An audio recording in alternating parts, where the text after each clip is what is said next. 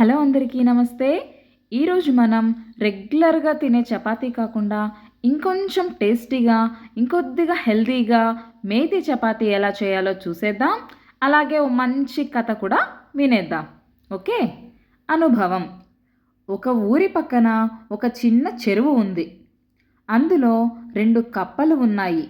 ఎండాకాలం రావడంతో ఆ చెరువు మొత్తం ఎండిపోయింది. అప్పుడు చిన్న కప్ప పెద్ద కప్పతో, ఇక్కడికి కొంచెం దూరంలోనే ఒక పెద్ద బావి ఉంది, అక్కడికి పోదామా, దానిలో నీళ్లు చాలా ఉన్నాయి అని చెప్పింది. సరే అని పెద్ద కప్ప దానితో పాటే బయలుదేరింది. పెద్ద కప్ప బావిని చూసింది. అది చాలా లోతుగా ఉంది. దాంతోపాటు నీళ్లు కూడా అడుగున కొంచెమే ఉన్నాయి. దీనిలోకి దూకుదామా అని అడిగింది చిన్న కప్ప. అప్పుడు ఆ పెద్ద కప్ప, ఇందులోకి దూకడం సులభమే కానీ తిరిగి బయటకు రావడం మన వల్ల కాదు. నీళ్లు కూడా ఎక్కువ లేవు. ఎండిపోయిందనుకో, చావడం తప్ప వేరే దారి ఉండదు మనకు అని చెప్పింది. నువ్వు ఎప్పుడూ ఇంతే, ఏదీ ఒప్పుకోవు, అన్నీ డౌట్సే నీకి. నీతో నేను రాను ఇంక ఎక్కడికి, ఇప్పటికే నేను చాలా దూరం వచ్చేసా, నాకు ఈ బావే నచ్చేసింది అంటూ చిన్న కప్ప దాని మాటను వినకుండా దూకేసింది. పెద్ద కప్ప కొంచెం ఆలోచన ఎక్కువ ఉంది కదా పెద్ద కప్పకు, వద్దులే అబ్బా అనుకుంటూ అలాగే వెతుక్కుంటూ ఇంకా కొద్దిగా దూరం వెళ్ళింది. ఇంకో పెద్ద చెరువు కనిపించింది.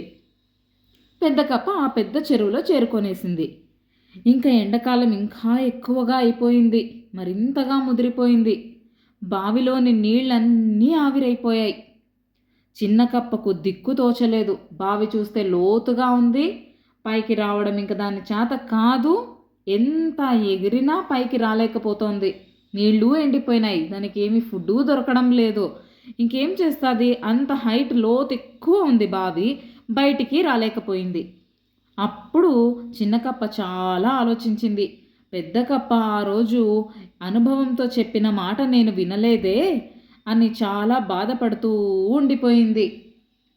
ఆ రోజు పెద్ద కప్ప చెప్పిన మాట విని తనతో పాటే ఇంకొంచెం దూరం వెళ్ళుంటే ఈరోజు నేను కూడా హ్యాపీగా తనతో పాటు ఉండేదాన్ని కదా అనుకుంటూ ఇంకేం చేసినా దానికి యూజ్ లేకపోయింది. అలా బాధపడుతూనే ఆ కప్ప ఆ బావిలోనే చనిపోయింది. కాబట్టి మనకెవరన్నా అనుభవంతో పెద్దవాళ్ళు ఏదన్నా చెప్తున్నారు అంటే దానిని మనము తీసి పడేయకూడదు. ఖచ్చితంగా దాన్ని మనం కన్సిడర్ చేయాలి. బాగుంది కదా కథ. అలాగే ఈ టేస్టీ చపాతీ కూడాను ట్రై చేయండి. పిల్లలకి మంచి ఫుడ్తో పాటు ఇలాంటి మంచి కథలు కూడా చెప్పడం అలవాటు చేయండి. ఓకేనా? Bye bye. సబ్స్క్రైబ్.